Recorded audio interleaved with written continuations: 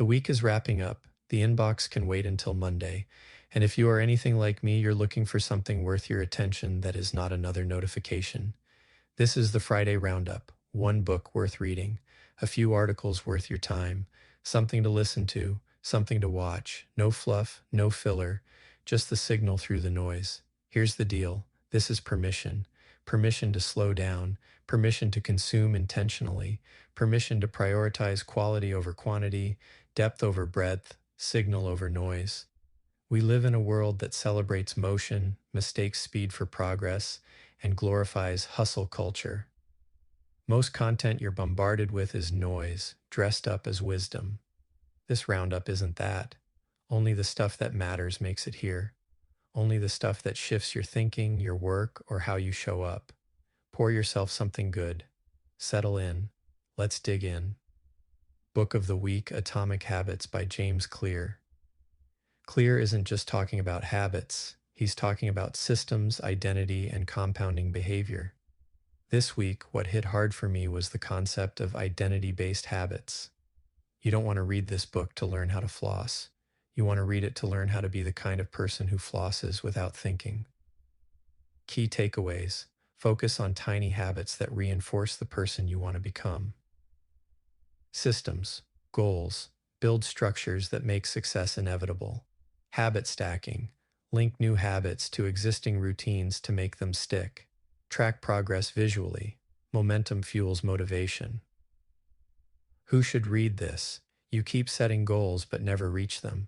You want habits that stick without constant willpower. You're ready to actually become the person you claim to want to be. Best. Quote, "You do not rise to the level of your goals. You fall to the level of your systems." Articles worth your time. 1. The Power of Subtraction in Leadership. Harvard Business Review. Why it matters? Less is often more in leadership. Overcomplicating systems, adding unnecessary processes, and micromanaging kills momentum. Subtract intelligently to multiply impact. Key takeaways. Eliminate what does not create real results. Focus on fewer priorities to increase clarity. Leaders who subtract empower their teams to do the same. 2. The Future of Work is Deep from Wired. Why it matters. Everyone is obsessed with multitasking and speed. The ones who win focus deeply, eliminate distractions, and protect their attention. Key takeaways. Deep work beats shallow work every time. Boundaries for focus are a competitive advantage. Attention is your most valuable asset. Guard it. 3. The Case for Boredom from The Atlantic. Why it matters. Boredom is underrated. It's where creativity is born. Stop filling every second with productivity, and you'll get the ideas that actually matter. Key takeaways. Creativity thrives in unstructured time. Mental rest is essential for breakthroughs. Purposeful boredom helps you identify what matters most. What I'm Listening to Podcast, The Knowledge Project with Shane Parrish, episode with Adam Grant. Episode, Think Again, Unlearning Bad Habits. Why it's worth your time. Grant dives into the value of questioning your assumptions and letting go of beliefs that no longer serve you. Perfect for anyone tired of carrying mental baggage. Key takeaways. Challenge your defaults. Don't follow them blindly. Let go of mental clutter to create space for growth. Small, consistent changes in thinking compound like interest. Music. Time by Hans Zimmer. Late night work, long thoughts, momentum-building music. Why it works. Builds emotional intensity without distraction. Perfect for deep work sessions or reflection. Reminds you of the stakes of your work in a subtle, cinematic way.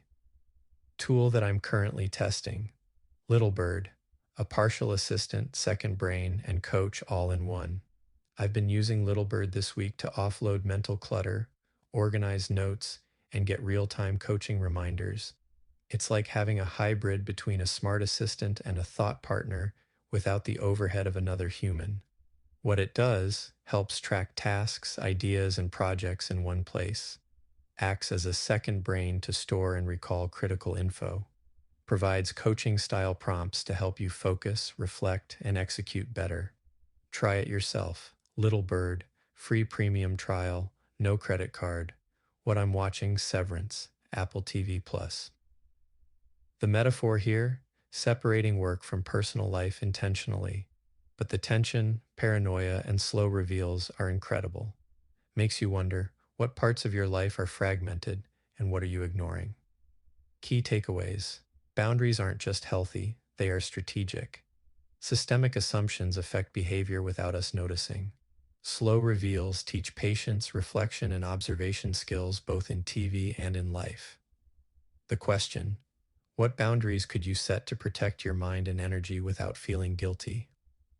What I'm working on: subtracting meetings and commitments that are just noise, redesigning workflows to focus on high leverage tasks, coaching clients to build subtraction-based action plans, writing content that teaches focus, clarity, and impact. Subtraction isn't glamorous, but it creates space for what actually matters, and that is where momentum begins.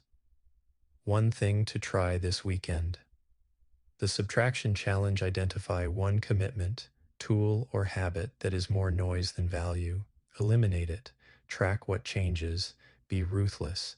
Write down everything you're doing out of obligation rather than value. Choose one thing to remove immediately. Observe how your focus, energy, and productivity shift. Final thought: motion is easy. Momentum is hard. Momentum requires subtraction, focus, and the courage to disappoint. Ask yourself, what will you cut this week? What momentum are you sacrificing by staying busy? Grace over guilt, always. Resources mentioned: book Atomic Habit by James Clear, HBR, Subtraction in Leadership. Wired, Future of Work is Deep Atlantic, Case for Boredom Knowledge Project, Adam Grant. Time by Hans Zimmer. Little Bird, free trial, Severance, Apple TV Plus.